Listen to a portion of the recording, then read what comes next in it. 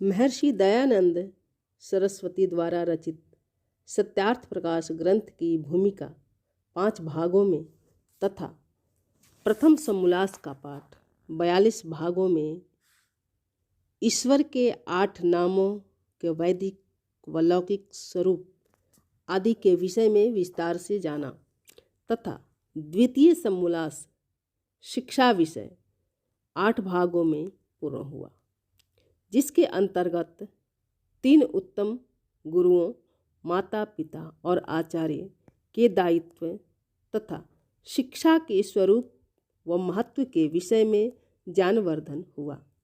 इस समोल्लास में हमने संतान का निर्माण, सुशील बनाने वाले पदार्थ, शिशु पालन, रोग प्रतिरोधक क्षमता, माता पिता का दायित्व, भूत प्रेत, शरीर में भूतों का आना, भूत भगाने के उपाय, जन्म पत्री क्या है, जन्म पत्री का शोक पत्र में बदल जाना, अतिथि आगमन से लाभ, संतानों को शिक्षा कौन दे, द्वेष के प्रकार, अभिमान स्वाभिमान, शिक्षा का व्यवहारिक पक्ष, माता पिता का धर्म आदि अनेक विषयों की विस्तृत जानकारी आचार्य प्रदीप जी ने बहुत ही सरल भाषा में दिया, समझाया।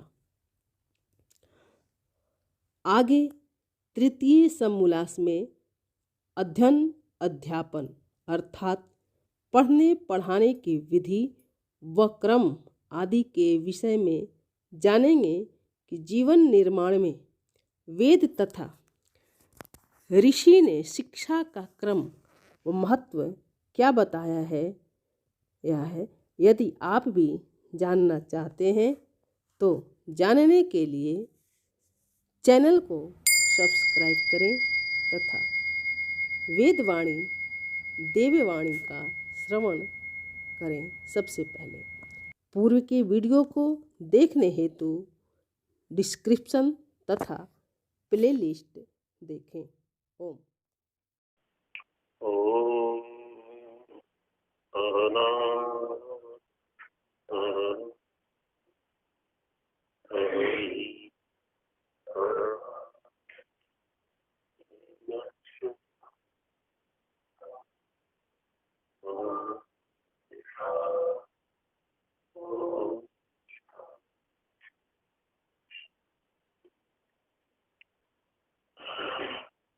स्वामी जी महाराज ने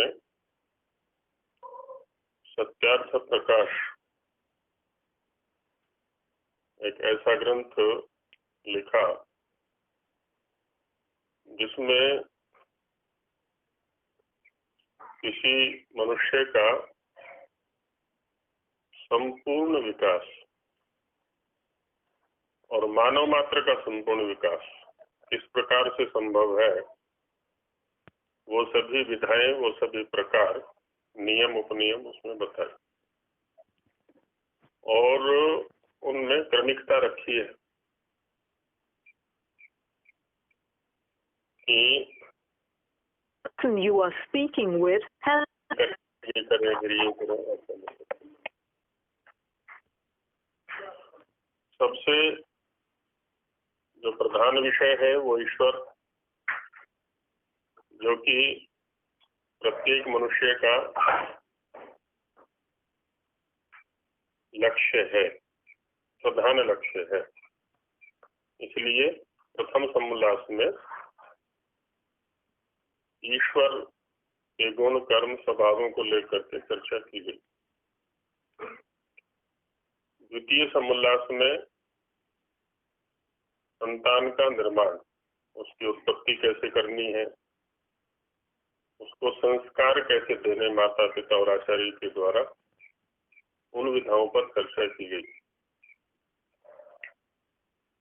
उसको शिक्षा नाम दिया। द्वितीय समोल्लास में पठन पाठन विधि पर चर्चा की गई है कि क्या क्या पढ़ना और पढ़ाना चाहिए।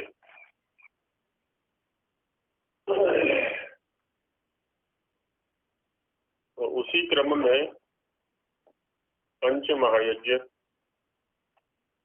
जिसमें प्रथम ब्रह्म यज्ञ है, की चर्चा इस समय चल रही है। ब्रह्म यज्ञ काफी व्यापक शब्द है, अपने अंदर बड़े विस्तृत अर्थ को लिए हुए है। एक तो हमें ये समझना चाहिए हमेशा कि हम कोई भी क्रिया करते हैं तो इसलिए करते हैं कि जो वस्तु, जो गुण हमारे पास में नहीं है उसको प्राप्त करने के लिए। इधर इधर बैठ जाओ, आएंगे ना और भी आए। कोई भी क्रिया हम करते हैं, जिस स्तर पर हम खड़े हैं, जिस योग्यता पर हम खड़े हैं, जिस पात्रता पर हम खड़े हैं, उससे आगे बढ़ने के लिए, आगे और उपलब्धि करने के लिए कोई क्रिया की जाती है। इसी प्रकार से हम यहाँ ब्रह्मयज्ञ करने जा रहे हैं, तो ब्रह्मयज्ञ में भी यही क्रिया निहित होनी चाहिए कि जो हमारे पास नहीं है उसको प्राप्त करने के लिए एक क्रिया की जानी है। इसमें ब्रह्म और यज्ञ शब्दों को समझें। पहले ब्रह्म से तात्पर्य होता है बड़ा, और बड़ा जो शब्द है ये सापेक्ष है ना, उससे बड़ा, उससे बड़ा, उससे बड़ा, जो भी आगे से आगे बढ़ते चले जाए, और सबसे बड़ा होता है परमेश्वर, उससे बड़ा कुछ नहीं है। सापेक्ष बुद्धि रखें हम शरीर के स्तर पर, क्योंकि विषय आध्यात्मिक है। इंद्रियां हमारे विषयों को ग्रहण करती हैं। प्रत्येक इंद्रिय का सामर्थ्य जो है वो अपने अपने विषय को ग्रहण करने का है। कोई भी इंद्रिय ऐसा नहीं है जो कि किसी दूसरे इंद्रिय के विषय में हस्तक्षेप कर सके या सहयोग कर सके। जबकि जो इनके पीछे एक साधन बैठा हुआ है, बुद्धि, अंतर इंद्रिय उसको बोल देते हैं। इंद्रिय से तात्पर्य था हमारा बाह्य इंद्रिय, जिसको उपनिषद काल ने कहा ना, परांचिखानि व्यतीर्णत स्वयंभू। माने इंद्रिय, इंद्रियों को परांची माने परांगमुख, विषयाभिमुख बनाया हुआ है। तो इंद्रिय तात्पर्य उनसे था हमारा जो बहिरिंद्रिय कह सकते हैं उनको, है ना, बाह्य इंद्रिय, बाह्य इंद्रिय कह सकते हैं। तो उन इंद्रियों का सामर्थ्य अपने अपने विषयों को ग्रहण करने का है, लेकिन इनके पीछे जो बुद्धि इंद्रिय काम कर रहा है, अंतःकरण काम कर रहा है, उसका सामर्थ्य सभी इंद्रियों के विषयों को ग्रहण करने का है। बात पकड़ में आ रही है ना? प्रत्येक इंद्रिय का सामर्थ्य अपने अपने विषय, इंद्रिय माने बाह्य इंद्रिय, अपने अपने विषय को ग्रहण करने का है। और इनके पीछे जो अंतर इंद्रिय काम कर रहा है, जिसको हम अंतःकरण बोलते हैं, उसका सामर्थ्य सभी विषयों को ग्रहण करने का या सभी इंद्रियों के विषयों को ग्रहण करने का है। का मतलब ये हो गया, बाह्य इंद्रियों की अपेक्षा जो बुद्धि इंद्रिय है वो क्या है? ब्रह्म हुआ कि नहीं? हो गया ना? विषय ग्रहण क्षमता के स्तर पर देखेंगे हम, इनसे बड़ा हो गया वो, क्योंकि ये तो केवल अपने अपने विषय को ग्रहण कर रहे हैं। लेकिन वो सर्वग्राहक है ना, ग्राह्य होता है विषय, ग्राहक होता है ग्रहण करने वाला। तो सभी विषयों को ग्रहण करने के कारण से इंद्रियों के स्तर पर ये ध्यान रखना कि जिस स्तर पर चर्चा चले उसको उसी स्तर पर समझने का प्रयास करना है हमें, है ना। यहाँ ब्रह्म का मतलब हो गया बुद्धि, इंद्रियों के स्तर पर। या अंतःकरण कह सकते हैं, क्योंकि उनके अपेक्षा ये अधिक ग्रहण शक्ति वाला है ये। तो जब हम इंद्रियों के स्तर पर ब्रह्म यज्ञ करेंगे, तात्पर्य होगा कि हम बाह्य इंद्रियों की अपेक्षा बुद्धि पर अधिक परिश्रम करने का प्रयास करेंगे। बाह्य इंद्रियां तो विषयों को सहज रूप से ग्रहण कर ही रही है सारी की सारी। क्या बुद्धि इंद्रिय को वस्तुतः वह विषय मिल रहा है जो विषय है, जो यथार्थ है? क्योंकि जो बाह्य इंद्रियां हैं आवश्यक नहीं है कि जो कुछ भी वो ग्रहण करती हैं वो सब यथार्थ होता है, ये बिल्कुल आवश्यक नहीं है। इनके स्तर पर धोखा होता है। ये जो देखती हैं वो होता नहीं है, होता भी है लेकिन हो ही ये आवश्यक नहीं है। तो यहाँ ब्रह्म यज्ञ हमें ये करना है कि बुद्धि के पास हम वो विषय पहुंचाएं कि जो विषय यथार्थ में है, जैसा है वैसा उसके पास पहुंचाएं, तो इंद्रियों के स्तर पर ये ब्रह्म यज्ञ हो जाएगा, है ना। क्योंकि इंद्रियों से हमें बुद्धि तक की यात्रा तय करनी है, इंद्रियों से बुद्धि तक पहुंचना है। और यज्ञ का मतलब जैसा वैयाकरण लोग निर्धारित करते हैं, यज्ञ, देव पूजा, संगतिकरण और दान, तीन अर्थ लेते हैं वहां पर।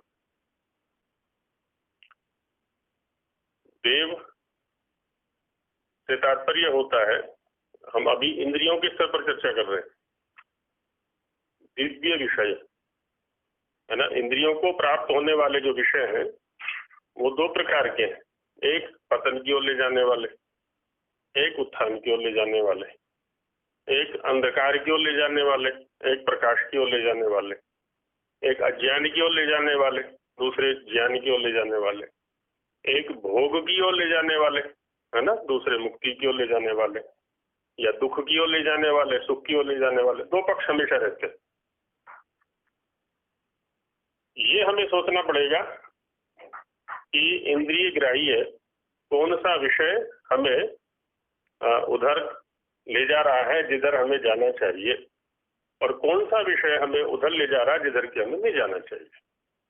ये सोचना पड़ेगा, है ना, विवेक करना पड़ेगा। तो यहाँ देव का अर्थ हो गया दिव्य विषय, है ना, क्योंकि देव शब्द कर्तृ प्रधान भी है। दिव्यतीति देवा, जो प्रकाशित होता है उसको देव कहते हैं। स्वामी जी महाराज ने कर्ण में भी दिव्य देव शब्द को कहा है, दिव्यति अनेन इति देवा, जिसके द्वारा प्रकाशित होता है वो भी देव है। और विषय को भी देव का है ना, दिव्यति असौ देवा, जो प्रकाशित होता है वो भी देव है। प्रकाशित होने वाला देव, जिसके माध्यम से प्रकाशित होते हैं वो देव, करण साधन बन गया, है ना। और जो प्रकाशित करता है वो भी देव, है ना। तीनों स्तरों पर स्वामी जी ने रखा हुआ है इसको। तो पूजा का मतलब, वैसे तो व्याकरण में पूज पूजायाम यही धातु पड़ा हुआ है, यथा योग्य व्यवहार, तात्पर्य पूजा का होता है यथा योग्य व्यवहार। तो उन दिव्य गुणों को, उन दिव्य विषयों को, उन दिव्य भोग भी कह सकते हैं कुछ स्तर पर, क्योंकि इंद्रिय जिसका सेवन कर रहा है, इंद्रिय के स्तर पर वो उस इंद्रिय का भोग है ना। भोग माने भुज्यते सेव्यते यह स भोगा, जिसका भोग किया जाए, जिसका सेवन किया जाए उसको भोग कहते हैं। तो इंद्रियां अपने अपने विषय का भोग कर रही हैं, सेवन कर रही हैं, उनको ग्रहण कर रही हैं, ये उनका भोग हो गया। तो हम भोग के स्तर पर निर्णय करें कि हम दिव्य भोग ही लेंगे, अपने अपने इंद्रिय के स्तर पर, है ना। श्रोत्रेंद्रिय के स्तर पर कि हम ऐसे शब्द ही सुनेंगे जो हमें दिव्यता की ओर ले जाते हैं, हम ऐसे दृश्य ही देखेंगे चक्षु के द्वारा। हाँ, वो है वहां पर, भद्रम करने भी शुणुयाम देवा भद्रम पश्येमाक्षभिर्यजत्राः, तो वहां भी देव सामने खड़े हुए, है ना। तो अच्छा, फिर क्या है, देव पूजा संगतिकरण, है ना। अब संगतिकरण का मतलब होता है किसके साथ किसकी संगति है। वहां पर भी दो पदार्थ रहेंगे, किसके साथ किसकी संगति, है ना। संगति, संगत, संगत शब्द ही ये बता रहा है, संगति शब्द ही ये बता रहा है कि पदार्थ दो है, क्योंकि एक में कभी संगति नहीं हुआ करती, पदार्थ दो है। तो एक मैं हूं और एक वो इंद्रिय विषय है मेरे सामने, साधन इंद्रिय बन रहा है। तो है ना, देव पूजा पूर्वक जो संगति होगी वो संगति मुझे करनी है, वो संगतिकरण मुझे करना है।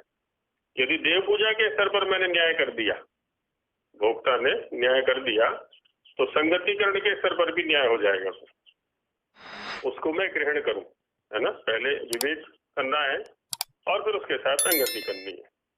तीसरे स्तर पर आता है फिर दान। दान का मतलब होता है समर्पण। दान की जो परिभाषा दी है ना, स्वत्व त्याग पूर्वक पर स्वत्व को वहां पर स्थापित करना। स्वत्व त्याग पुरस्सरम पर सत्वापादनम दानम। किसी वस्तु पर जो हमारा स्वत्व है, ये मेरा है, ये मेरा है, ये मेरा है,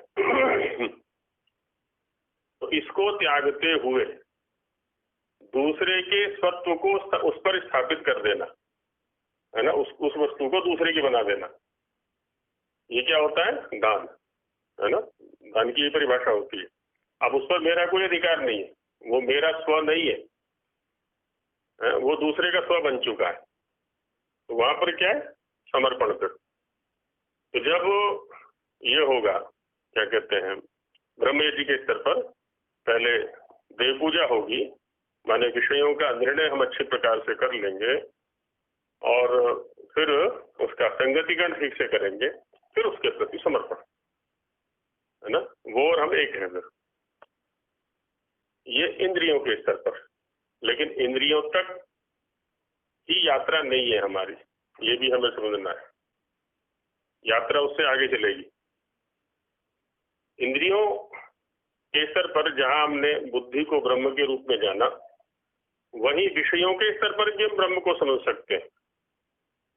जो विषय गृहीत हो रहे हैं वो स्थूल है सारे के सारे, और इन विषयों के अंदर एक सूक्ष्म सत्ता काम कर रही है। सूक्ष्म सत्ताएं तो दो काम कर रही है वैसे, पर हमारे चूंकि विषय के स्तर पर चर्चा चल रही है, तो वहां उसको हम कारण कह देते हैं या उसको हम प्रकृति कह देते हैं। प्रकृति अथवा कारण रूप जो सत्ता है इन विषयों की, वो क्या है? इनकी अपेक्षा से बड़ी है, वो व्यापक है। तो विषयों के स्तर पर वो ब्रह्म है। तो इस ब्रह्म का उस ब्रह्म के साथ में संगतिकरण करा देना है ना। अंतःकरण का विषय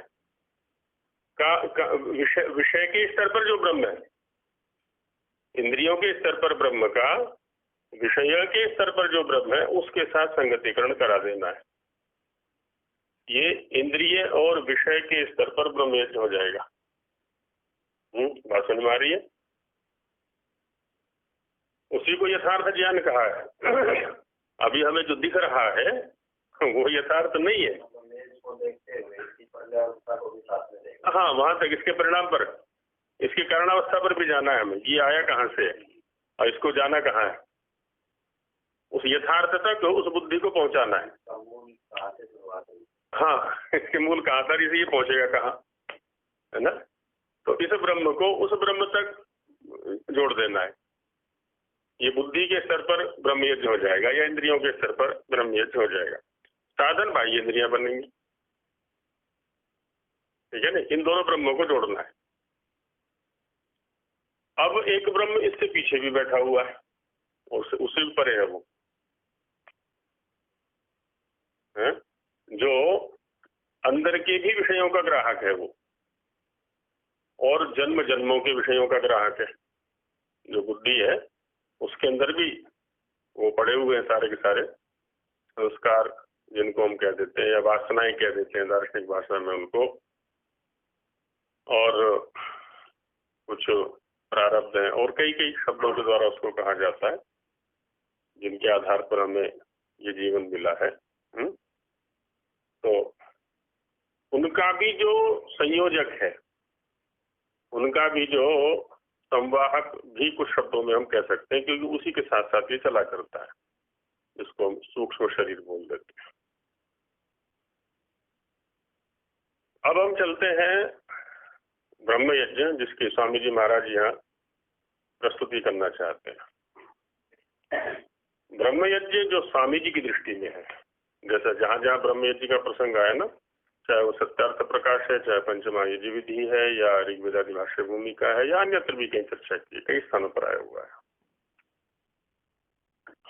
वहां सर्वत्र स्वामी जी महाराज ने प्रायः वेद स्वाध्याय, संध्या और उपासना, है ना, इन 3 शब्दों का प्रयोग किया हुआ है। हाँ जी, यज्ञ से क्या तात्पर्य लेंगे? हाँ, यज्ञ में बताया ना, देव पूजा, संगतिकरण, दान, जो विषय हम ग्रहण करने जा रहे हैं उसका जो दिव्य स्वरूप है वो हमारे सामने होना चाहिए, फिर उसके साथ संगति करनी है और उसका फिर ग्रहण करना है। तो इसमें यज्ञ का मतलब ये हुआ। हाँ, और आगे चल रहे हैं अभी, जैसे पंचमा यज्ञ विधि में आएगा, तत्र आदौ ब्रह्म यज्ञांतर्गत संध्या विधानम प्रोच्यते। संध्या ब्रह्म यज्ञ है ना, संध्या ब्रह्म यज्ञ है, लेकिन ब्रह्म यज्ञ संध्या नहीं है, क्योंकि ब्रह्म यज्ञ का एक अवयव संध्या है, अवयव कर्म संध्या है। संपूर्ण ब्रह्म यज्ञ नहीं है वो संध्या जो है। ऐसे ही वेद स्वाध्याय एक अवयव है उसका, लेकिन केवल वेद स्वाध्याय ब्रह्म यज्ञ नहीं है।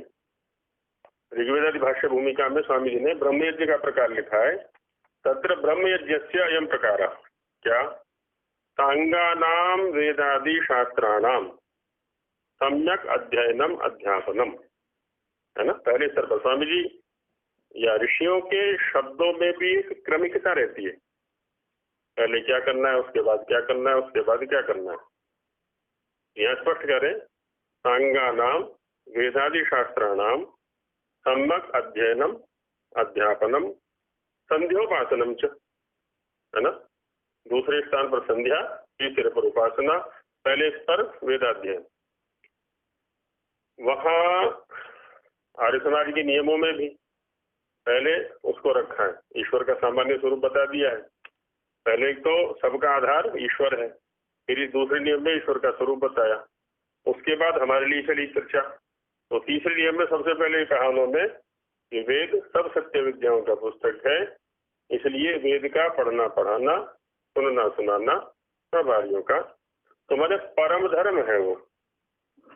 वेद को पढ़ने पढ़ाने और सुनने सुनाने के बिना आर्य नहीं है, वहां ये स्थापित कर दिया कि उसके बिना ना अपने साथ न्याय कर सकता है वो, ना समाज के साथ न्याय कर सकता है।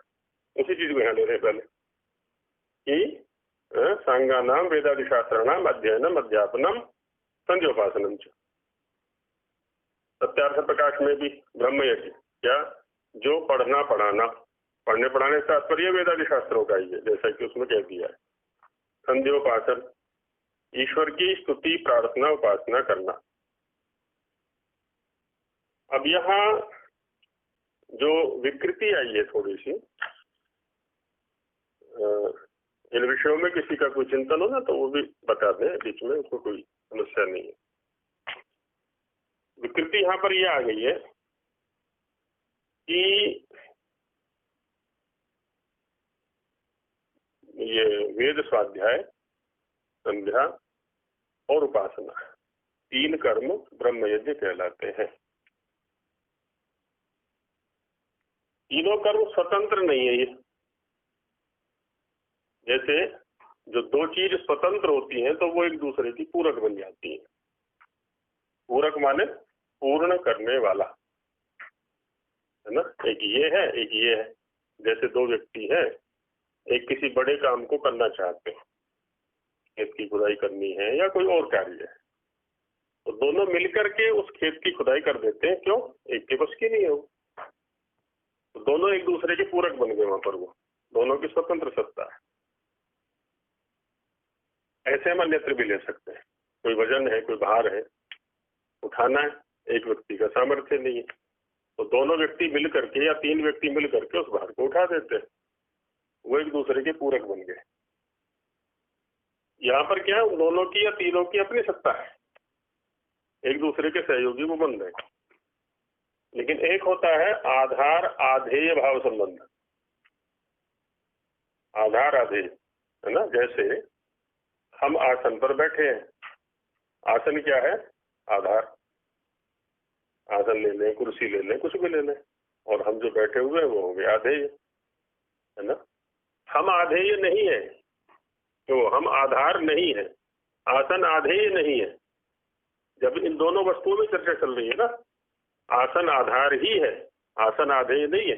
ये एक अलग बात है कि आसन और भूमि,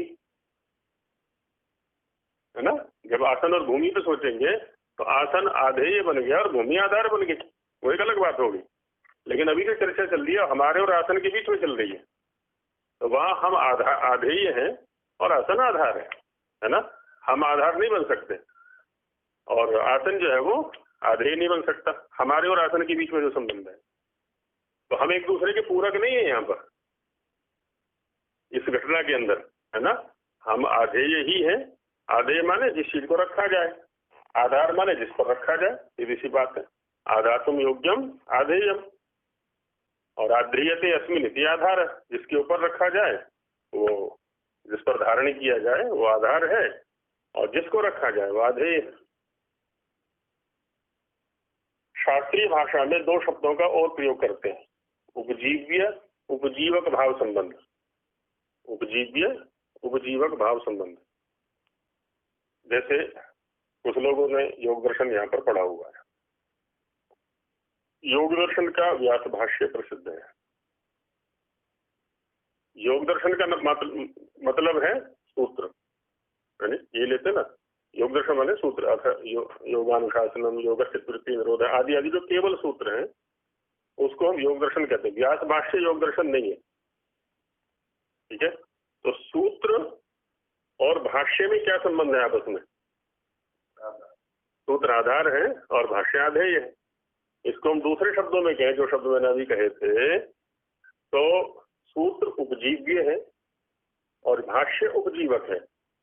उपजीवती उपजीवका, जो जिसके आश्रय से जीवित रहता है, जिसके आश्रय से सत्ता होती है वो उपजीवक, उपजीव्य आधार। तो जिसके कारण से सत्ता है वो उपजीव्य, और जिसकी सत्ता है वो उपजीवक।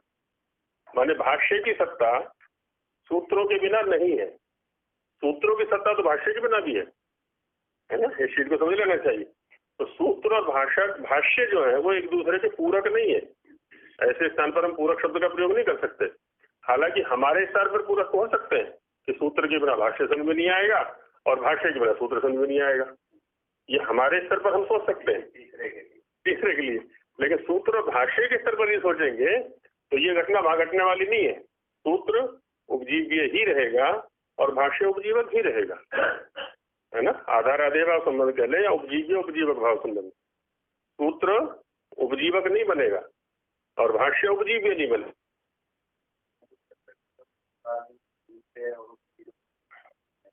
हाँ जी, कह सकते हैं कारण और कार्य। कारण और कार्य भाव जहां भी होगा तो ऐसे सूत्र कारण है और भाष्य उसका कार्य हो गया। प्रकृति कारण है, उपजीव्य हो गई, और सृष्टि है, संसार है, वो उपजीवक हो गया। तो कहीं भी घटा सकते हैं इस चीज को।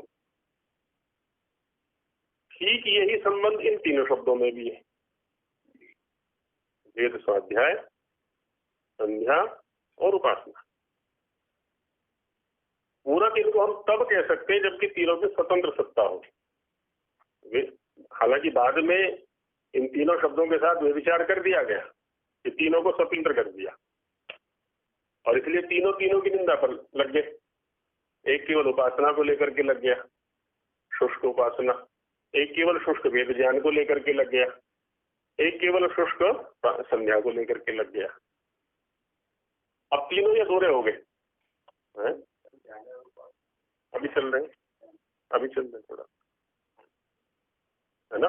ये एक न्याय आता है हस्त्यंध न्याय, है ना। हस्त्यंध न्याय चलता है। कुछ अंधे थे, उनसे कहा भी हाथी कैसा होता है, हाथी उनके सामने खड़ा कर दिया। अब एक के सामने पूंछ आई तो कहता झाड़ू जैसा, एक के सामने पैर आया बोले खंबे जैसा, एक के सामने सूंड आई बोले केले के तने जैसा। अब जिसके पकड़ में जो आया उसने उसी के जैसा हाथी को बता दिया। तो यही स्थिति यहाँ पर भी हो गई कि ब्रह्मयज्ञ क्या है, कहते वेद का स्वाध्याय करना। ब्रह्मयज्ञ क्या है, कहते संध्या करना। ब्रह्मयज्ञ क्या है, कहते उपासना करना। यानी किसने बताया, बोले ऋषि ने बताया। अब तीनों को ऋषि ने बताया तो ऋषि तो कह रहे हैं वेद स्वाध्याय, संध्या और उपासना, है ना। एक तरह से इनमें हो गया द्वंद्व समास, इसको हम कहते हैं द्वंद्व समास की प्रक्रिया में। तो द्वंद्व समास में क्या होता है, जितने भी पदार्थों को आपस में जोड़ा जाता है वो सब स्वतंत्र होते हैं। जैसे हम कहें देवदत्त यज्ञदत्त विष्णुमित्राः गच्छन्ति, है ना। देवदत्त यज्ञदत्त विष्णुमित्र जाते हैं। अब गमन क्रिया के प्रति तीनों का सीधा सीधा और पूरा पूरा संबंध है। देवदत्त भी जाता है, कोई एक दूसरे के साथ संबंध नहीं है उनका। देवदत्त भी जाता है, यज्ञदत्त भी जाता है और विष्णुमित्र भी जाता है ना। एक दूसरे को सहायक नहीं बन रहा है वहां पर, तीनों जा रहे हैं, स्वतंत्र क्रिया कर रहे हैं। तो मतलब यही होता है। यही स्थिति हमने इन तीनों शब्दों के साथ यहाँ कर दी। जबकि वेद स्वाध्याय के बिना संध्या नहीं होनी और संध्या के बिना उपासना नहीं होनी। हम ये भी कह सकते हैं कि भक्ति से तात्पर्य है वेद स्वाध्याय की वह चिंतन धारा जो हमें ईश्वर से जोड़ती है। अब इसमें तीनों में संबंध लगा कि नहीं लगा। वेद स्वाध्याय के बिना चिंतन नहीं होगा, चिंतन के बिना हम ईश्वर से नहीं जुड़ेंगे। संध्या का मतलब हो गया चिंतन धारा, वह चिंतन धारा, और वो चिंतन धारा हमें वेद स्वाध्याय से मिलेगी। और इनमें से यदि किसी एक को लेते हैं केवल चिंतन करेंगे, क्या चिंतन करेंगे आप, विषय तो ही नहीं आपके पास, बैठे रहिए आप। उपासना करेंगे, बिना चिंतन की उपासना कैसे करेंगे। स्थूल स्तर पर हम जब लेकर के चलते हैं ना, तब भी इन तीनों क्रियाओं के बिना उपासना नहीं हो सकती, है ना। जब हम एक दुकानदार से सामान लेना होता है, हम यहाँ आए हैं जी पाठ पढ़ने के लिए, यहाँ भी तीनों घटनाएं घटी हैं। पहले हमें पता चला कि आज से संध्या के विषय में चर्चा चलेगी, बताया किसी ने, इस विषय में जो भी आप रहे उन्होंने बताया, पहले ये स्वाध्याय हो गया। फिर चिंतन के भी हमारे लिए अनुकूल है तो हमें पढ़ना चाहिए, इसमें चलना चाहिए। तद अनुकूल फिर उपासना होगी, हम कक्षा में पहुंच गए। दुकानदार के विषय में सुना, वहां की ये सामान मिलता है, सामान के विषय में चिंतन किया गया, भी ये तो मेरे लिए उपयोगी है, ये खाना चाहिए आदि आदि जो भी है। तद अनुकूल मैंने उपासना कर दी, वस्तु मिल गई मुझे। हर जगह जहां जहां भी प्राप्ति है ना, वहां वहां तीन घटनाएं घट रही हैं और घटनाएं आवश्यक है वो। तो इन तीनों को आपस में जोड़ करके चलना है, तभी हम संपूर्ण ब्रह्मयज्ञ कर पाएंगे। और यदि केवल एक स्तर पर जिएंगे तो अधूरा रहेगा और उसका परिणाम दुखदायी बनेगा। इसलिए है ना, ऋषि के अनुसार, है ना, ऋषि जो शब्दों का प्रयोग करें, क्योंकि हम हमारे सामने जो आदर्श है इस समय और हमारे जो आधार है ज्ञान का, इस समय ऋषि है। और ऋषि ने आधार जो बनाया है वो ऋषि परंपरा को बनाया हुआ है, वेद को बनाया हुआ है। वो स्वयं घोषणा भी कर रहे हैं, उनका जीवन भी ये बताता है और उनका साहित्य भी ये बताता है। इस विषय में किसी का कुछ कहना हो तो देखिए। तो है ना, दो वाक्य जो कि सत्यार्थ प्रकाश में भी आ चुके हैं और ऋग्वेद आदि भाष्य भूमिका में भी आ चुके हैं, है ना। दोनों वाक्य ही बता रहे हैं। और जो यहाँ पर है ब्रह्म यज्ञांतर्गत, है ना, पंचमा यजुर्वेद के अंदर भी उन्होंने कह दिया कि ब्रह्म यज्ञ के अंतर्गत। अब इसमें ये एक अलग बात है कि कौन कहीं कहाँ प्रधान विषय है। कहीं हम केवल वेद का स्वाध्याय करेंगे, कहीं हम केवल संध्या पर चर्चा करेंगे, कहीं हम केवल ईश्वर उपासना पर चर्चा करेंगे, वो अलग बात है, क्योंकि तीनों विषय हैं। अब तीनों विषय में से चर्चा का प्रधान विषय कौन सा है वो एक अलग बात है, लेकिन संबंध बना करके रखना है। संबंध के बिना उपलब्धि नहीं होगी। जो हम करना चाहते हैं, जिसके लिए करना चाहते हैं, वो उद्देश्य प्राप्त नहीं होगा हमारा। अच्छा, अब इसमें वेद स्वाध्याय है ना, जो कि आधार है अगले कर्म का, उसकी परंपरा पर चर्चा सत्यास प्रकाश में विस्तार से की जाएगी।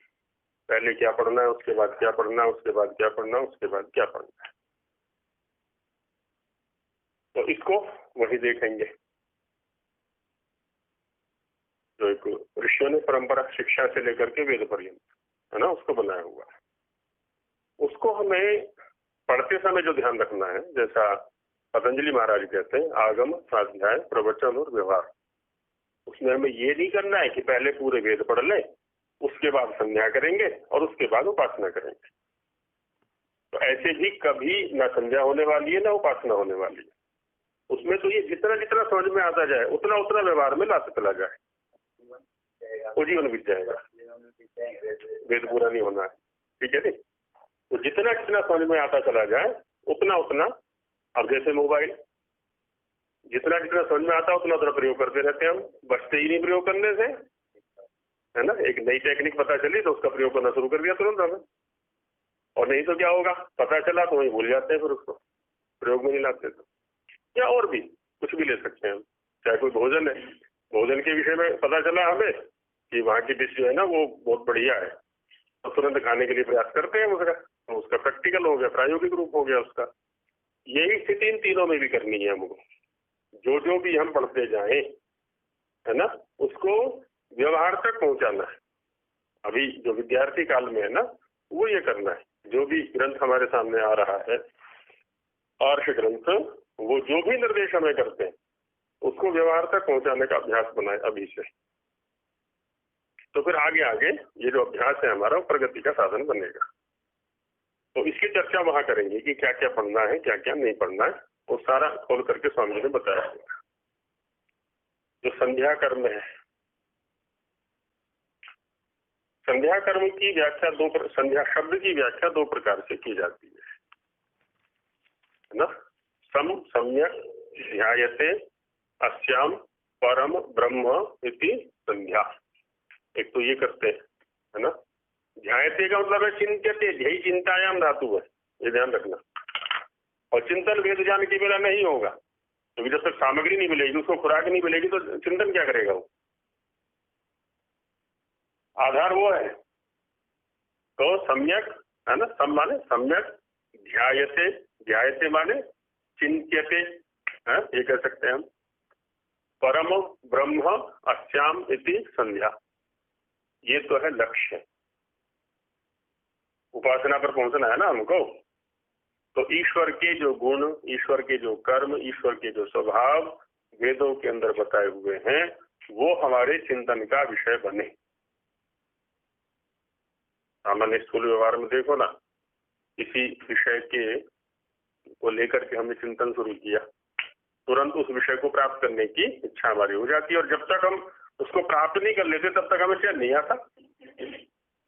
आजकल घूमने की सूझ रही है कि छात्रों को चिंतन चल रहा है कि नहीं चल रहा है, और जब तक वो घूम नहीं लेंगे हरिद्वार या जहां भी, तब तक उनको चैन आने वाला नहीं है, तो वो उपासना होगी वहां पर। ये स्थिति हमारी ज्ञान के स्तर पर होनी चाहिए, है ना। तो सम्यक ध्यायते अर्थात चिंत्यते, चिंतन से विषयी क्रियते, चिंतन का विषय बनाया जाता है किसको, परम ब्रह्म को, जिसमें उसको कहते हैं संध्या, वो संध्या है। ये तो हो गया इस क्रिया का लक्ष्य कि किसके लिए संध्या करनी है। देखो स्वामी जी महाराज ने जो संध्या निर्दिष्ट की है ना, कुछ मंत्रों को लेकर के वहां भी तो वेद का आश्रय ले लिया, वो उपलक्षण दिग्दर्शन मात्र है वहां पर कि इस प्रकार से वेद मंत्रों का चिंतन करते हुए आप लोगों को संध्या करनी है। कुछ वेद मंत्र छांट करके कुछ विषयों को, इन विषयों में ऐसा क्रम रखते हुए वो चिंतन करके आगे बढ़े हम। वहां भी वेद को ही आधार बनाया स्वामी महाराज ने। दूसरा जो निर्वचन किया जाता है इसका, काल विशेष से लेकर के भी किया जाता है ना। जिस काल विशेष में इसका वो करते हैं, संधौ भवा संध्या, है ना। संधि में होने वाली जो क्रिया है उसको संध्या कहते हैं। संधौ, है ना, संधि शब्द का सप्तमी एकवचन बन जाएगा संधि, संधौ। जैसे हरि का हरौ, मति का मतौ, है ना, ऐसी संधि का संधौ। तो संधौ भवा संध्या। संधि में होने वाली, है ना, वो संध्या है।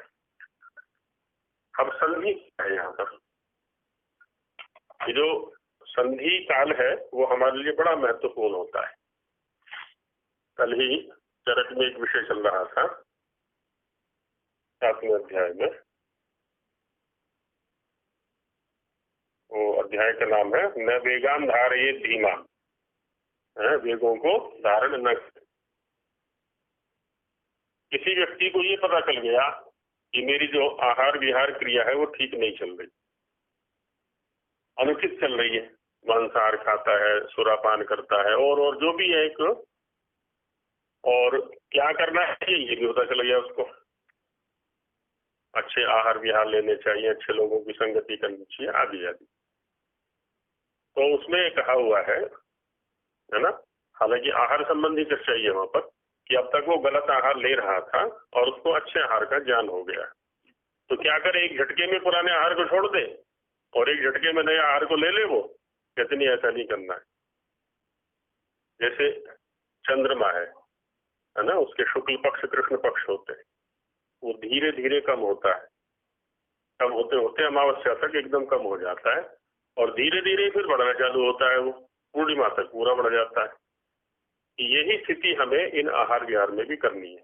जो पुराना अभ्यास में आया हुआ आहार विहार है उसको धीरे धीरे कम करता जाए और जो ग्राह्य है उसको धीरे धीरे बढ़ाता चला जाए। ऐसा करने से क्या होगा, वहाँ एक हेतु बड़ा मजबूत दिया हुआ है कि ऐसा करने से क्या होगा कि जो पुराना अभ्यास था ना वो धीरे धीरे ऐसे क्षीण हो जाएगा कि फिर कभी वो सिर नहीं उठा सकता। ये आ जाएगा, झटके में छोड़ देंगे तो कभी भी सिर उठा सकता है वो। पुराना जो विषय है ना वो कभी परेशान कर सकते हैं। तो धीरे धीरे ऐसे ही ऋतु संधि काल होता है, जब ऋतु परिवर्तन होता है, क्योंकि ऋतु माने प्रकृति गत जो एक समय है, कालखंड विशेष है, तो वहाँ क्या परिवर्तन हो रहे हैं। जो परिवर्तन वहां हो रहे हैं वही परिवर्तन शरीर के अंदर भी होते हैं, क्योंकि ये पांच भौतिक है। तो वहां पर भी क्या है, प्रत्येक ऋतु संधि में पूर्व ऋतु का जो अंतिम पक्ष है और आने वाली ऋतु का जो प्रथम पक्ष है, वहां भी यही क्रिया करनी है कि प्रथम ऋतु में अभ्यस्त जो आहार विहार है उसका प्रथम ऋतु के अंतिम पक्ष में धीरे धीरे छोड़ना है उसको, और आगामी ऋतु के प्रथम पक्ष में आगामी ऋतु के अनुकूल जो आहार विहार है उसको धीरे धीरे ग्रहण करना है ना। तो वहां सावधानी की आवश्यकता नहीं। संधि काल पर अधिकतम बीमार हुआ करते हैं तो ध्यान देते नहीं हम। तो ऐसे प्रत्येक संधि पर हम विचार करते हैं, ठीक है जी। ऐसे ही क्या होता है, दिन और रात की संध्या होती है, संधि काल, संधि। इसमें क्या होता है, दिन के, है ना, सूर्य के लिए एक शब्द आता है दिवाकर, है ना, सूर्य के लिए दिवाकर आता है। क्यों कहते हैं दिवाकर, पता है सूर्य को दिवाकर क्यों कहते हैं? दिवा शब्द अधिकरण प्रधान अव्यय है। दिवा शब्द अधिकरण प्रधान सप्तम्यर्थ वृत्ति है ये, है ना, अव्यय है। दिवाकर अर्थ होता है हमेशा दिन में। दिवा शब्द का जब भी हम प्रयोग करेंगे ना तो दिन में ये अर्थ होगा। तो इसलिए दिन को करने वाला दिवाकर नहीं है। दिवा माने दिन में, करोति प्राणिनः चेष्टा युक्तान इति दिवाकर। दिन में प्रकाश होने पर प्राणियों को जो चेष्टा युक्त कर देता है, इसलिए इसको दिवाकर ऐसा कहते हैं। दिवा करोति प्राणिनः चेष्टा युक्तान इति दिवाकर। दिवा विभा निशा प्रभा इत्यादि सूत्र आया हुआ 3-2 में, उस पर ही व्याख्या हुई है। तो जब सूर्य आ जाता है तब क्या होता है, संपूर्ण प्राणी जगत अपनी अपनी जो लौकिक क्रियाएं हैं या शरीर संबंधी क्रियाएं हैं उनमें व्यस्त हो जाता है, वो एक पक्ष।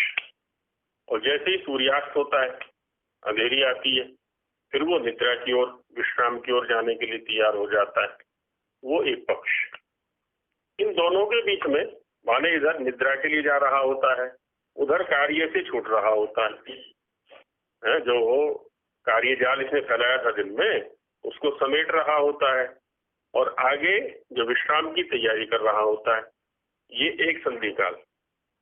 इधर विश्राम है ना, विश्राम की जो क्रियाएं थी उनको समेट रहा होता है, और आगामी जो दिन में कार्य करने हैं, है ना, उसकी ओर बढ़ रहा होता है, वो दूसरा संध्या काल है। तो जब कार्यों में व्यस्त हो जाएगा तब वो कुछ नहीं कर सकता, तब वो सब कुछ भूल जाता, तो उसी में व्यस्त हो जाता है। जब वो विश्राम में चला जाएगा, निद्रा में चला जाएगा, तब भी कुछ नहीं कर सकता। इसलिए क्या करना है, वहां पर जो दोनों का संधि काल है वो अच्छा उपयुक्त समय है ना, सांसारिक व्यक्तियों के लिए वो उपयुक्त समय है कि उस समय इस कार्य को किया जाए। इसलिए कहा इन्होंने संधौ भवा संध्या। लक्ष्य तो है वो ईश्वर, परमेश्वर, परब्रह्म है ना, परब्रह्म शब्द का प्रयोग किया, समझे नहीं यहाँ पर। इधर के ब्रह्म तो है, बुद्धि के स्तर पर भी ब्रह्म है, प्रकृति के स्तर पर भी ब्रह्म है, लेकिन सारे ब्रह्मों से वो बड़ा ब्रह्म है, उसका चिंतन करना है। माध्यम ये बनेंगे, बुद्धि भी माध्यम बनेगी, प्रकृति भी माध्यम बनेगा, है ना, साधन तो यही बनेंगे। चिंतन उसका करना है, वहां तक पहुंचना है। तो इस तरह से वो जो समय है हमारा, क्योंकि वो विश्राम का भी नहीं है और कार्य का भी नहीं है, तो ये क्या हो गया, संधि काल हो गया। ये कार्य करने के लिए एकदम उपयुक्त समय है ये संध्या के लिए। ना आगे की कोई व्यस्तताएं है, ना पुरानी कोई व्यस्तता है हमारे पास, तो इस समय बैठ करके ये काम कर लेना चाहिए। ऐसे जीवन की संध्या होती है जिसको हम जन्मदिन कहते हैं कि आज मेरा जन्मदिन है, वहां भी यही चिंतन करना है, क्योंकि पुराना 1 वर्ष गया या 10 वर्ष गए या 50 वर्ष गए, आगामी काल आ रहा है, वहां भी यही चिंतन करना है। वो उपयुक्त समय होता है कि पुराना मैंने क्या क्या किया, आगे मुझे क्या क्या करना है, आदि आदि, है ना। इसलिए स्वामी जी महाराज ने, है ना, वहां पर भी कहा है कि ऐसे तो प्रत्येक क्षण की संधि है, प्रत्येक क्षण की संधि तो है, लेकिन वहां अवकाश तो नहीं है ना मेरे लिए, समय तो नहीं है, वहां तो मैं दूसरे काम में व्यापृत हूँ, व्यस्त हूँ, वहां तो मैं वहां चाह करके भी नहीं कर सकता। तो इसलिए उपयुक्त समय वही है। सन्यासी की बात अलग है, हालांकि सन्यासी भी लोकोपकार के कार्य में लगेगा ना, तो भी सूर्योदय से सूर्यास्त तक वहीं रहेगा, उसमें व्यस्त रहेगा, उसके पास भी समय नहीं है। इसलिए उस समय को का चुनाव इन्होंने किया है। इसलिए इसमें पीछे उसमें आया हुआ है एक गृह सूत्र में, उसका काल जो निर्दिष्ट किया ना संध्या का, उसका कहा हुआ है कि जब प्रकाश रहे, पुराना वाला प्रकाश रहे और आगामी प्रकाश अभी आया नहीं है, दोनों प्रकाशों का जो मेल है ना, वो काल संध्या का काल है। उसमें शब्द है ये, पढ़ जाता है माने वहां प्रयोग किया हुआ कि नक्षत्र उसको कह देते हैं हम, नक्षत्र या तारे अभी हैं और सूर्य अभी आया नहीं है, तो नक्षत्र के रहते रहते, है ना, उस क्रिया को आरंभ कर दें हम, और सूर्योदय के होते होते उस क्रिया को पूर्ण कर लेना चाहिए। हाँ, ये कहा षड्विंश ब्राह्मण का, सामवेद का ब्राह्मण है ये, इसमें आया हुआ तस्मात् ब्राह्मणों अहोरात्रस्य संयोगे, है ना, दिन और रात के संयोग पर संध्या उपासते है, संध्या उपासना करता है। स ज्योतिषी ज्योतिषो दर्शनात्, ज्योतिषी माने रात्रिगत जो ज्योति पिंड है, प्रकाश पिंड है, जो नक्षत्र तारे आदि है, उनके रहते हुए इस क्रिया को आरंभ कर दे। और कब तक करे, ज्योतिषो दर्शनात्, अग्रिम जो ज्योति सूर्य है उसके दर्शन तक। स्वस्याह काला, वो इसका काल है सा संध्या, है ना, ऐसा ही षड्विंश ब्राह्मण में आया हुआ। तो प्रकाश जब तक रहे, यही क्रिया फिर शाम को भी करनी है, पूर्ववर्ती प्रकाश के रहते हुए क्रिया को आरंभ कर दे और आगामी प्रकाश जब आए तब तक इस क्रिया को करना है सामान्य रूप से। तो एक काल विशेष निश्चित इसलिए कर दिया कि नहीं तो सांसारिक कार्यों में अब जैसे दिन रात काम पे लगे हुए लोग, है ना, सुविधाएं ऐसी कर दी कि वो 2-2 3-3 शिफ्टें चलती रहती हैं और कि करो काम, खूब बिजली की सुविधा दे दी और क्या क्या क्या क्या दे दिए ना, संसाधन दे दिए। अब वहाँ समय ही नहीं है उसके पास, इस काम के लिए संधि है ही नहीं वहां पर कहीं पर भी। तो प्रकृति के साथ हम चले, है ना, ये निर्देश कर दिया है।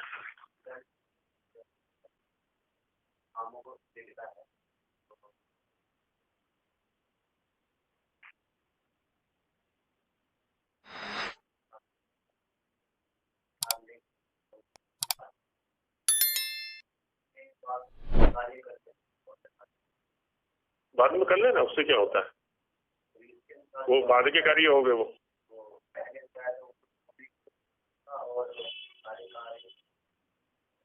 देखो कार्य जो है ना, यदि हम सारे कार्यों का वर्गीकरण करें तो वो 2 प्रकार के, एक मेरे से संबंधित कार्य, ठीक है, कार्य तो मैं ही करता हूँ, व्यक्ति ही करता है, एक तो उसके व्यक्तिगत कार्य हो गए, ठीक है, और दूसरे हो गए जो दूसरों से संबंधित कार्य है।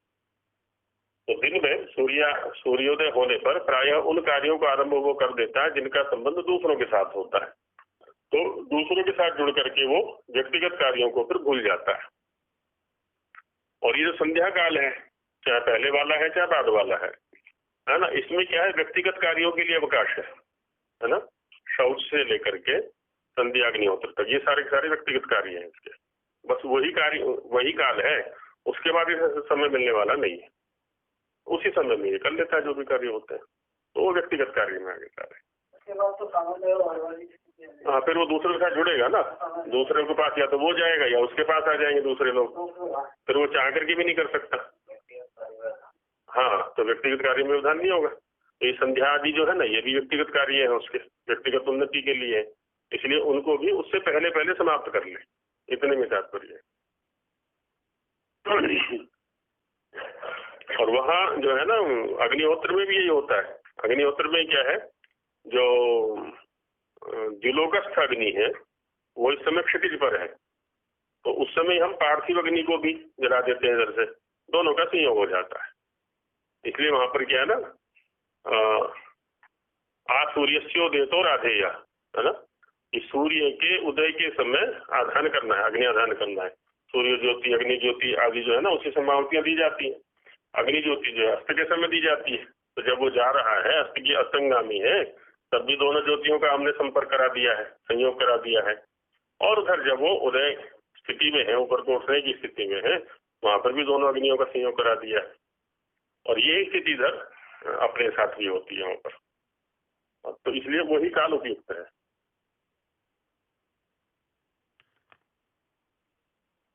तो ये काल और लक्ष्य और स्वरूप जो है इसका संज्ञा का, उस पर चिंतन। हाँ जी,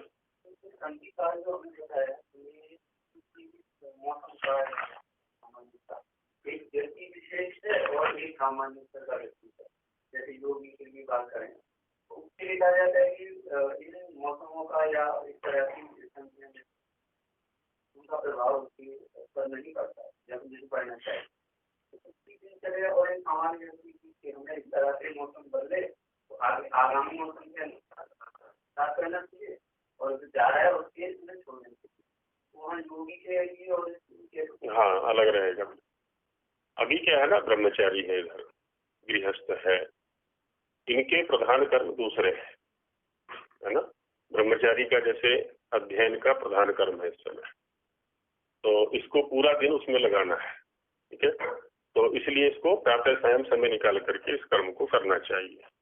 पूरे समय यदि इस कर्म में लगा रहेगा तो जो इसका प्रधान कर्म है वो छूट जाएगा, माने उसका जो आधार बनने वाला है, हाँ, जो वेद का ज्ञान है वो कल को उसका उपासना आदि का आधार बनने वाला है। और यदि इसको छोड़ देगा तो उसको वहां तक नहीं पहुंच सकता वो। इसलिए अधिकतम समय वो इसमें लगाए ब्रह्मचारी जो है। हाँ, लेकिन जो कुछ पढ़ रहा है इसका विनियोग भी करना है, फिर इसकी क्रिया में परिणति भी करनी है, उसके लिए प्रातः सायं का समय निश्चित कर दिया है, ठीक है। और गृहस्थ है, गृहस्थ के भी प्रधान कर्म दूसरे हैं, उसको अर्थोपार्जन भी करना है, बच्चों का भी ध्यान करना है, और भी सांसारिक कर्तव्य दायित्व होते हैं उसके सामने, और वो दिन में ही होते हैं अधिकतर, इसलिए वो भी प्रातः ध्यान इनका। योगी की बात अलग है, योगी का तो पूरा समय उसी के लिए, उसे तो वो कह दिया योगा स्वाध्याय स्वाध्याय योगमासीत योगा स्वाध्याय, इसके तो दो ही काम मुख्य हैं, स्वाध्याय योग स्वाध्याय योग स्वाध्याय योग। स्वाध्याय की छुट्टी उसकी भी नहीं है, योगी की भी नहीं है, वेद की वेद नहीं छोड़ना है उसको भी, उसका तो उसका प्रधान कर्म वो है उस समय, है ना। इन दोनों के प्रधान कर्म ये दूसरे हैं जो कि उसका आधार बनने वाले हैं ये, है ना, इसलिए थोड़ा अंतर करना पड़ेगा। तो वो तो चाहे जितने घंटे लगाए उसमें, और लगाएगा ही, जब उसको उसमें रस आ रहा है और आधार उसका बन चुका है तो तो लगेगा ही उसमें। उसका तो व्यसन बन गया एक तरह से, योगी का तो ये व्यसन है, उसका स्वभाव, उसकी सत्ता का आधार यही है, एक तरह से हम ये भी कह सकते हैं, सत्ता का आधार यही है, तो ऐसा रहता है उसमें। हाँ, ऊपर की पंक्ति का बीच वाला बटन दबा लो। हाँ बस, तो संध्या का मतलब हो गया, अब जैसे हमारा बात चल रही थी चिंतन, ठीक है। संध्यायते माने ईश्वर, और चिंतन भी ऐसा नहीं कि कुछ भी विषय को उठा करके चिंतन शुरू करते हम, क्योंकि परम ब्रह्म स्वामी जी ने शब्द जोड़ा हुआ है वहां पर, और स्वामी जी ने जोड़ा का मतलब ये नहीं कि अपनी तरफ से जोड़ दिया है, एक परंपरा से प्राप्त है, ठीक है। तो उसके गुण कर्म स्वभावों का चिंतन करना। हालांकि अनुषंगतः हमें यहाँ भी ये भी ध्यान रखना है थोड़ा चिंतन के क्रम में, कि जो हमारी जीवनचर्या चल रही है, दिनचर्या चल रही है, उस पर भी हमें दृष्टिपात करना है इस काल में, कि वो ठीक चल रही है कि नहीं चल रही है। जो हमारे कर्म है, किसी भी इंद्रिय के स्तर पर दोष, किसी भी इंद्रिय के स्तर पर जो हमारी क्रिया चल रही है वो ठीक चल रही है कि नहीं है, उचित है कि अनुचित है, इसका भी चिंतन हमें इसी काल में कर लेना चाहिए। हाँ, इसी के साथ उस पर भी, क्योंकि वो यदि ठीक नहीं होगी फिर वो भी अगला कदम भी ठीक नहीं हो सकता। यदि इंद्रियों के स्तर पर ही दोष कर रहे हैं, हम अनुचित दृश्यों को देख रहे हैं, अनुचित शब्दों को सुन रहे हैं, अनुचित रसों का ग्रहण कर रहे हैं, अनुचित स्पर्श कर रहे हैं, तो फिर जो ईश्वर पर एक चिंतन है ना वो भी चलने वाला नहीं है, क्योंकि साधन ही विकृत हो गया हमारा, फिर साध्य को प्राप्त कैसे करेंगे। इसलिए ये चिंतन भी वहां कर लेना चाहिए, ठीक है। हालांकि नीतिकार तो कहते हैं कि प्रतिक्षण इस चीज का ध्यान रखना है ना। उन्होंने कहा, अह शब्द का प्रयोग किया, प्रत्यहम प्रत्यवेक्षेत नरचरितम आत्मना किन्नु में पशु विस्तुल्यम किन्नु सत्पुरुष। प्रतिक्षण इस बात का ध्यान रखे कि मेरा जीवन जो चल रहा है वो पशुओं के तुल्य चल रहा है कि सत्पुरुषों के तुल्य चल रहा है। दोनों आदर्श हमारे सामने, पशु भी हमारे सामने और सत्पुरुष भी हमारे सामने, है ना। ये चिंतन करना चाहिए। और उस समय क्योंकि एक निश्चिंत सा समय हमें मिल गया है और किसी क्रिया में व्यस्त हम नहीं हैं, तो इसलिए क्या है, उस समय ये चिंतन कर लेना चाहिए। उपासना में क्या होता है, तदनुकूल क्रिया, हम ये कह सकते हैं चिंतन के अनुकूल, चिंतन जिस काम के लिए किया जा रहा है उसकी क्रिया में परिणति कर देना। ईश्वर के गुणकर्म स्वभावों का चिंतन क्यों कर रहे हैं, वो हमारे अंदर आ जाए, सीधी सी बात है ना। इसी हाँ, माने हमारे आचरण में, हमारे जीवन में आ जाए वो, हम भी वैसा बनने का प्रयास करें। वो न्यायकारी है, हम भी न्यायकारी बने, है ना। वो रक्षक है, हम भी रक्षक बनने का प्रयास करें, आदि आदि जिन भी गुणों पर वो सर्वशक्तिमान है, हम भी शक्तिमान बनने का प्रयास करें, हम निर्बल ना रहे, है ना। तो ऐसे उन गुणों को चिंतन करें, अपने अंदर लाए, चिंतन करें, अपने अंदर लाए, ये क्रिया चलनी चाहिए। हाँ, उपासना माने क्रिया तक परिणति, है ना। क्रिया में परिणति देना, चिंतन को, ज्ञान को क्रिया में पहले ज्ञान हो गया वेद स्वाध्याय के स्तर पर, फिर चिंतन हो गया संध्या के स्तर पर, और फिर उपासना हो गई, क्रिया में परिणति हो गई। और इन तीनों को इसी रूप में लेकर के चलेंगे तो हमारे प्रगति होती है। तीनों को स्वतंत्र नहीं करना है, तीनों में से किसी एक को भी स्वतंत्र कर दिया तो फिर वो ठीक नहीं रहेगा, गाड़ी नहीं चलेगी, है ना। जैसे आयुर्वेद में एक सिद्धांत आया कि वैद्य कौन है ठीक, कहते हैं कि जो सिद्धांतों को भी अच्छी तरह जानता है, ज्ञान में भी जिसकी गति है और कर्म में भी, कर्माभ्यास चिकित्सा कर्म में भी जिसकी गति है, वो वैद्य है। यदि बिना ज्ञान की कर्म करता है तो वो भी मारेगा, और बिना ज्ञान के यदि कर्म कर रहा है और बिना कर्म के केवल ज्ञान है तो वो भी अधूरा है, वो भी किसी काम का नहीं है वो। तो ज्ञान और कर्म है ना, सिद्धांत भी होना चाहिए हमारे पास और तदनुकूल क्रिया भी होनी चाहिए, तभी पूर्णता है। तो ऐसा इसको लेकर के चले।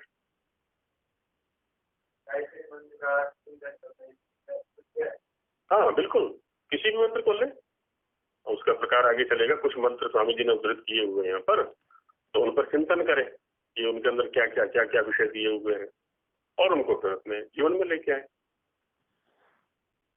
और आंखें बंद करने वाली जो बात होती है वो इसलिए करते हैं हम, आंखें बंद करना एक उपलक्षण है, क्योंकि चित्त की भूमियों की चर्चा योग दर्शन में आई हुई है। यदि ये इंद्रियां, जैसा कि इनको बहिर्मुख बनाया हुआ है, बाह्य विषयों से संपृक्त रहेंगी, बाह्य विषयों के संपर्क में रहेंगी, तो हम चिंतन नहीं कर सकते ना। जो मूर्ति पूजक होते हैं ना, फूल प्रतिमा की पूजा कर रहे हैं, वहां जाकर के वो भी आंख बंद कर लेते हैं। ये आंखों का विषय नहीं है ना, ये आंखों का विषय नहीं है। हालांकि कहते तो है मूर्ति की पूजा कर रहे हैं, मूर्ति की पूजा कहाँ कर रहे हैं? यदि मूर्ति की पूजा करें तो आंखें बंद करके क्यों बैठे हो भाई? तुम इसके साथ छल कर रहे हो फिर, कह तो रहे कि मैं आपकी पूजा कर रहा हूँ और आंखें बंद कर ली। आंखें बंद करके पूजा कैसे हो जाएगी? तो वो उसका विषय ही नहीं है। इसलिए क्या होता है ना, चिंतन की इतनी गहराई में चले जाए हम कि बाह्य विषयों से संपर्क ही ना रहे किसी प्रकार का। और इस बाह्य विषयों से संपर्क है, जैसे प्राय माला के स्तर पर होता है, जो माला चलती है ना हाथ में, तो और बाह्य विषय भी अपना काम, बाह्य इंद्रियां भी अपना काम कर रही होती हैं, चाहे माताएं हैं, चाहे पुरुष वर्ग है, यहाँ तक कि जो गुरु के पद पर आसीन है वो भी हैं, माला भी चल रही है और दूसरे कार्यों को भी कर रहे हैं वहाँ पर। तो उसमें वो लाभ मिलने वाला नहीं है। चिंतन का तो मतलब बस अपने आप में खो जाना है वहाँ पर, बाह्य विषय रहते हुए चिंतन नहीं कर सकते। तो हम यहाँ पढ़ रहे हैं और बाह्य कोई वो डीजे बजने लगे, कोई टैक बजाने लगे, तो क्या पढ़ लेंगे? क्योंकि कान को दूसरा बाहर का विषय मिलने लगा, तो ये विषय मिल ही नहीं सकता वहाँ पर, इसको चिंतन का विषय बना ही नहीं सकते हम। ठीक यही स्थिति वहाँ पर भी है। हाँ जी, नहीं है, लेकिन अब क्या काम करने जा रहे हैं हम? चिंतन। तो फिर उसको उसमें परिणत करें ना हम कार्य में, जो भी है। भोजन नहीं करें बस, स्वाध्याय नहीं करना, तो हाँ उसी में। तो जिस समय जो कार्य किया जा रहा है पूर्ण समर्पण उसी के प्रति होना चाहिए हमारा, इतने भी तात्पर्य है। कार्य तो सारे करने हैं हमें जो भी है। प्रकृति को समझना है तो प्रकृति का अध्ययन करना है हमको। स्वामी जी भी कह रहे हैं पृथ्वी से लेकर के ईश्वर पर्यंत विषयों का ज्ञान करना है, इसको बुद्धि को यथार्थ ज्ञान देना है कि पृथ्वी क्या है, ईश्वर क्या है, ये क्या है, ये क्या है, जो भी है तो वो देना है उसको। और शुद्धि में जो वही कहा है, जो कहा ना बुद्धि ज्ञान है ना शुद्धि, ज्ञान माने यथार्थ ज्ञान। अज्ञान, मिथ्या ज्ञान, पता नहीं क्या क्या कूड़ा का बड़ा सब भर गया इसके अंदर, सब कुछ को ज्ञान मान करके हमने भर दिया इसमें, इसलिए परेशान हो रहे। तो यथार्थ ज्ञान इसको दो तो शोधन हो जाएगा, ये रहता है। तो इस तरह से ये कुछ भूमिका रूप में आज इस पर चिंतन चला, विचार चला। कल से एक एक मंत्र को लेकर के चर्चा करेंगे। हाँ जी, हाँ जी, हाँ जी, जब हम उसके लिए उपासना के लिए बैठेंगे तो वहाँ धारणा को लाएंगे, तो इसके बीच में धारणा, देखो धारणा है क्या, हर चीज के स्वरूप को हमें समझ लेना चाहिए। अब जैसे हम यहाँ बैठे हुए हैं, जिस व्यक्ति का कक्षा में बैठने का अभ्यास नहीं है, अध्ययन का अभ्यास नहीं है, उसका चित्त बार बार भागेगा। तो दुकान वाला है दुकान पर भाग रहा है, जो गृहस्थ है तो गृहस्थ में भाग रहा है, अन्य कोई काम को करता तो वहां भागेगा वो, यहाँ नहीं टिक सकता। यहाँ भी तो धारणा की आवश्यकता है। हमने वो मन बनाया कि हम वहाँ पे आए और हाँ हाँ, ताकि वो आगे का बस यही है, वो धारणा हमारी बन जाए। हाँ यही ध्यान भी चाहिए हमें, और फिर आगे ध्यान, हाँ यही, इसी को अब लंबा चलाना है। जो विषय हमारा चल रहा है तो वहीं रहे हम, जो भी विषय चल रहा है ना, तत्र एकदानता है ना, वो लंबा चलेगा वो, उसी में निरंतरता बनी रहनी। वो बीच में बात है ना, वो हाँ, अन्य विषय ना आ जाए बीच में, अन्य विषय को नहीं, ऐसा अभ्यास करना है हमें यहीं के यहीं रहे हम, और इस अभ्यास को ईश्वर तक ले जाना है। फिर तो यदि हम यहाँ भी अभ्यास नहीं करेंगे ना, तो ईश्वर तो और सूक्ष्म विषय है वो, तो यहाँ यही तो चलता है हमारा, और क्या है। तो धारणा भी है यहाँ पर, ध्यान भी है हमारा, समाधि भी है, यहाँ हमारी पूर्वावस्था हो गई, और इसी को हमें वहां तक ले जाना है। माने हमारी प्रत्येक क्रिया, प्रत्येक ज्ञान, प्रत्येक शब्द, प्रत्येक इंद्रिय का विषय ईश्वर के प्रति समर्पित होना चाहिए। का मतलब हुआ कि ईश्वर को प्राप्त करने के लिए ही मैं इस इंद्रिय के स्तर पर कार्य कर रहा हूं। यदि ईश्वर की प्राप्ति में कोई इंद्रिय विषय बाधक है तो मैं उसको छोड़ू, साधक है तो उसको ग्रहण करूं, यही होता है वहां पर। तो हर क्षण इस बात का चिंतन रहना चाहिए, कुछ भी हाँ, अमृतोपस्तरणमसि, अमृताभिधानमसि, सब ईश्वर से जोड़ रहे हैं सारी चीजों को। एक प्रकार से क्रिया योग का ही है। हाँ, कह सकते हैं।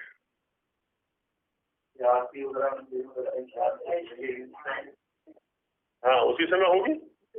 अब दुकान पे बैठा हुआ थोड़ी आरती कर लेगा वो, जो भी है जो भी है। अब वो स्थूल रूप हो गए, उसके विकृत रूप हो गए, वो एक अलग बात है।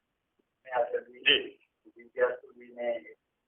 पहले भूमिका की देखिए जी जी जी, हाँ, तो कल से इसको कर लेंगे। मेरी कक्षा का समय हो गया।